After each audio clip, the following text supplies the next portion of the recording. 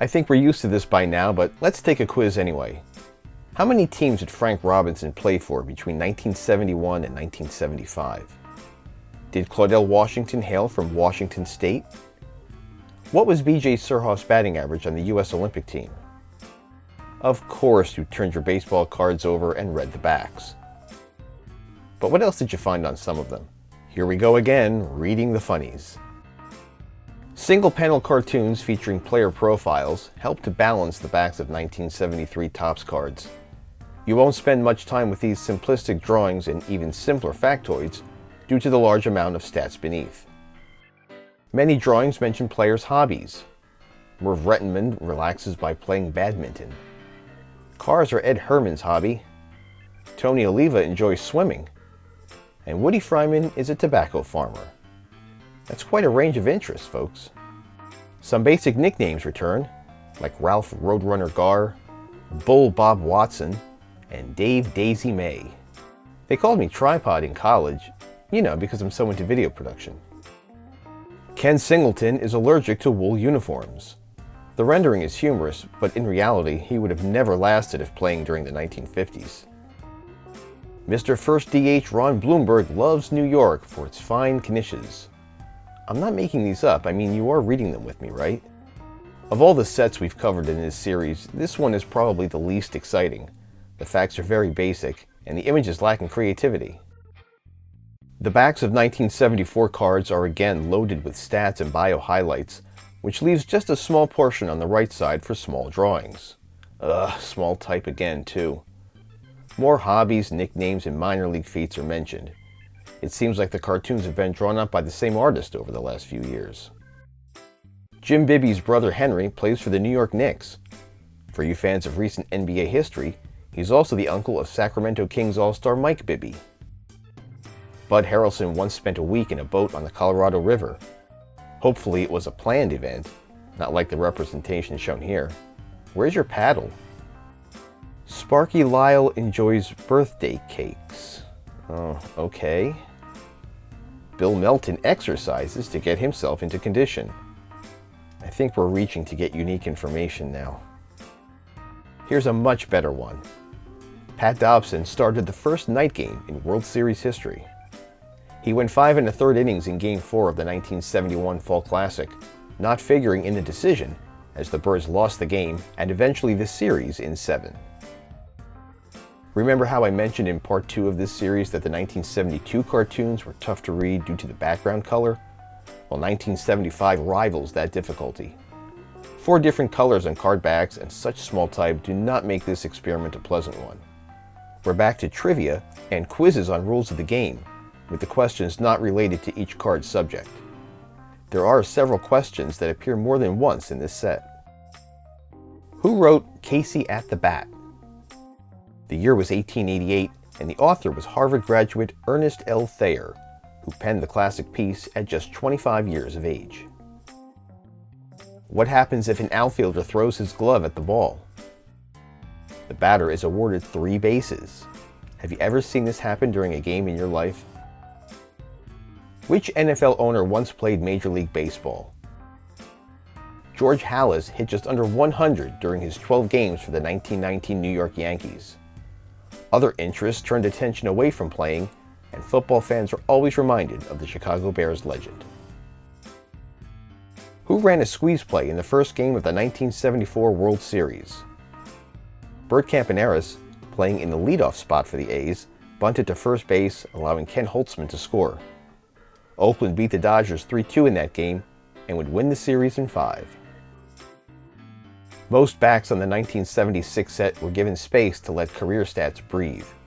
On some, however, the bottom third leaves room for more comical approaches to baseball antics.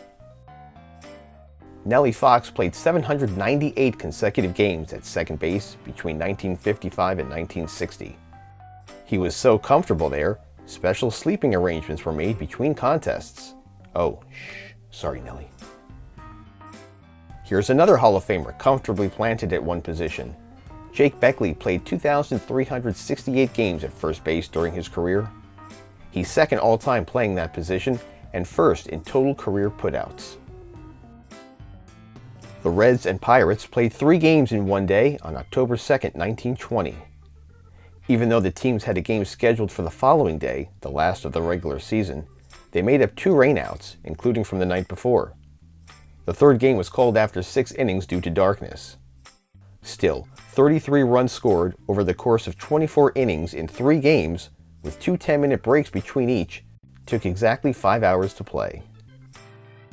Theron Collins of the Browns was used as a pinch runner in the 3rd inning, and a pinch hitter in the 9th of the same game on June 8, 1923. How and why?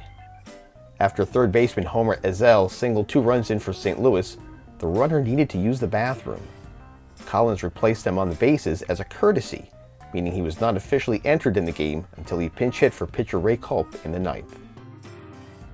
The 1975 backs gave us two-toned pink, and the 1977 backs have two-toned green. Cartoons are present on the left side of most cards and deal with random historical facts regarding the game's characters. Rusty Staub is a gourmet cook. He parlayed that side hustle to open 2 restaurants in New York City which featured Rusty's ribs. The Rusty Staub Foundation helps in the fight against hunger, and an annual barbecue in his name, which is still held at Citi Field, supports families of New York City police, firefighters, and EMTs killed in the line of duty. Marty Patton does imitations of comic strip characters. So a comic panel in a cartoon-related video describing a player pretending to be a comic strip character. I think we've covered all these bases. Marty compiled a 500 record in 13 years pitching. He may have needed to eat a bit more spinach. Here's a pitcher who did, and always seemed to be present on the mound. Jack Taylor pitched 202 consecutive games without relief. In his 10-year career, Jack started 287 games and completed 279 of them. That's a 97.2 completion percentage and an average of 32 complete games per year. Randy Moffett is brother of Billie Jean Moffett King. Now, why does that name sound familiar? Of course. Later this year, a very special anniversary of one of her many famous matches will be highlighted right here on this channel. The left side of 1980 backs contain one-panel cartoons that highlight feats from the minors and majors of the players on card fronts. There aren't any nicknames or hobbies discussed here, just lots of stats. The images of each theme seem to be repetitive.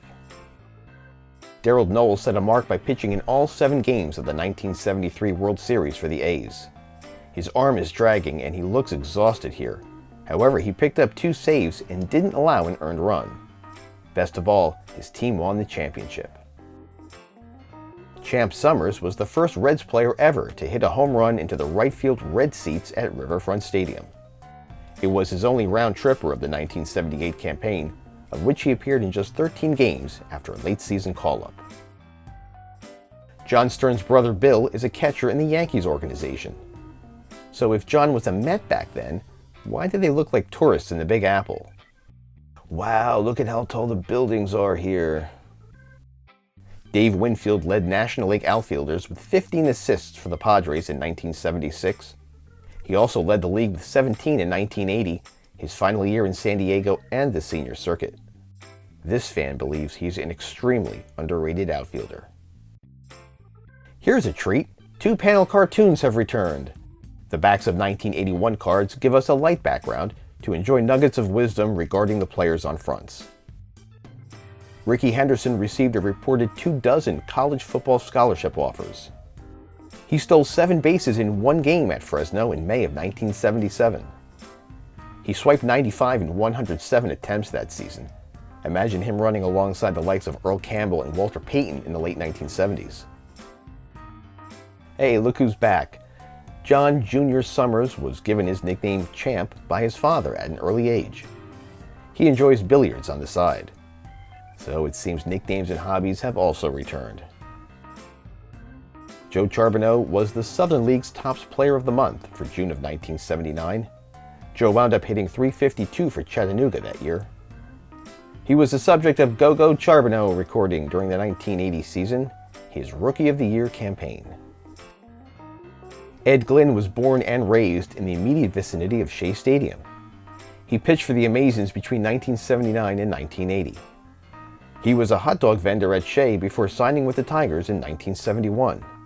You think he might have walked to work in both capacities? We'll wrap up this series with more unattractive two-tone colors that make small panels tough to read. The 1982 greenbacks feature one panel of artwork and a separate panel of stats whose subjects are totally different from each other and the player featured on card fronts. Jim Rice led the American League in total bases 3 straight years from 1977 to 1979. He would also lead the junior circuit in the category in 1983 and finished his Hall of Fame career with over 4,000. Carney Lansford hit .404 against the Mariners during the 1980 season. Here it looks like the career .290 hitter is sending a belated Valentine to Seattle's pitching staff. I bet you didn't know this one. Jack Morris of the Tigers made 8 pinch running appearances in 1980. He'd have 22 such instances in his career, scoring 4 times. Now here's one I didn't know, but should have. Robin Yount collected his 1,000th big league hit prior to his 25th birthday. It was achieved 1 month before his big day in 1980. He connected for his 1,000th, 2,000th, and 3,000th career hit against the same franchise, the Cleveland Indians.